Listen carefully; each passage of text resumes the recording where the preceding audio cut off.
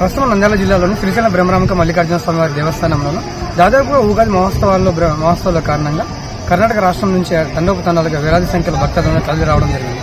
ఈరోజు సాయంత్రం తేరు ఎగ్గి అదేవిధంగా కర్ణాటక భక్తాదులందరూ అక్కడ నుంచి వచ్చినటువంటి గురుస్వాములు వాళ్ళకు భక్తాదులను వారి ఆచార పద్ధతుల ప్రకారం ఏ విధంగా అయితే తేరును లాగుతారో అదేవిధంగా ఇక్కడ వేలాది సంఖ్య మధ్యలో తేరును లాగడం జరిగింది. అదేవిధంగా మనం శివరాత్రి సమయంలో ఆంధ్ర తెలంగాణ వివిధ ప్రాంతాల జిల్లాల నుంచి కూడా అనేక మంది తండాలుగా వచ్చి తేరు ఎలాగైతే మన సంప్రదాయపరంగా ఎలాగైతే లాగుతామో అదే సంప్రదాయ పద్ధతుల ప్రకారమే కర్ణాటక వాసులందరికీ ఉగాది మహోత్సవాల్లో ముఖ్యంగా చెప్పవచ్చు. అదేవిధంగా బ్రహ్మరాంబిక వారి ఇంటి ఆడపడుచుగా వాళ్ళు కొలుచడం జరుగుతూ ఉంటుంది.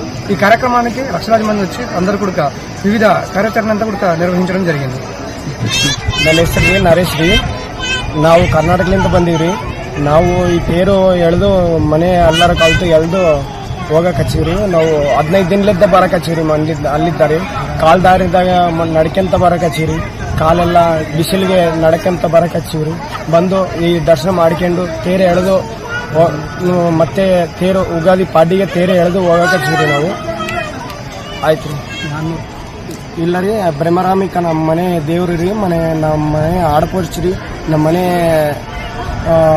ತಂಗಿರಿ. ನಾವು ಅದು ಇದು ಮಾಡ್ತೀವಿ ರೀ. ನಾವು ಬಂದು ವರ್ಷಾಲಿ ಬಂದು ಒಂದು 15 ದಿನಲಿದ್ದ ನಡ್ಕೊಂಡು ಬಂದು ಇದು ಮಾಡಿ ಹೋಗ್ತೀವಿ ರೀ. ನಾವು ಒಂದು ಮನೆ ಎಲ್ಲರೂ ಹುಡುಗರು ತಾಯಿ ಅಮ್ಮ ಎಲ್ಲರೂ ಬಂದು ಮಾಡಿ ಇದು ಹೋಗ್ತೀವಿ ರೀ. ನಾವು ಕರ್ನೂಲು ಜಿಲ್ಲಾ. ನಮ್ಮ ಹೆಸರು ಚನ್ನಬಸವ ಅಂತ ಹೇಳಿ 400 ಕಿಲೋಮೀಟರ್ಲಿದ್ದ ನಾವು ಬರೋಕ್ಕೆ ಆ್ಯಕ್ಚುಲಿ ಅಂದರೆ ಒಂದು 7-8 ವರ್ಷ ಆಯಿತು ನಾವು ನೋಡೋಕ್ಕೆ. 400 ಕಿಲೋಮೀಟರ್ಲಿದ್ದ ನಾವು ಬರ್ತಾಯಿದ್ದೀವಿ ಪಾದಯಾತ್ರೆ ಶ್ರೀಶೈಲಂಗೆ. ನಾವು ತಂದೆ ತಾಯಿ ಮಕ್ಕಳು ಮರಿ ಎಲ್ಲ ಆರಾಮಾಗಿ ಇರ್ತೀವಿ ರೀ. ಅವರು ಮನೆ ದೇವ್ರು ಅಂತೇಳಿ ನಾವು ಕೇಳ್ತಾ ಇರೋದು. ಆದರೆ ತುಂಬ ಚೆನ್ನಾಗಿದೆ. ಎಲ್ಲ